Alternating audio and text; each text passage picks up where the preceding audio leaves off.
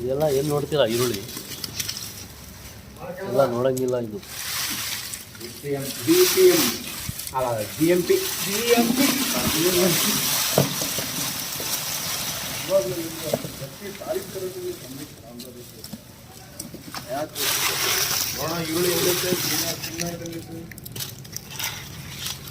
Super quality का माल.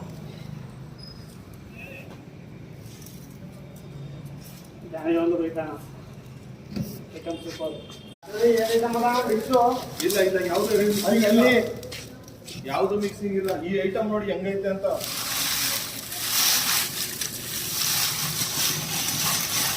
ಒಳ್ಳೆ save ಮಾಡೋಣ. ಇದು 22 ಚೀಲ ಐಟಮ್ ಬೇಡ ಬೇರೆ ಹಾಕಪ್ಪ.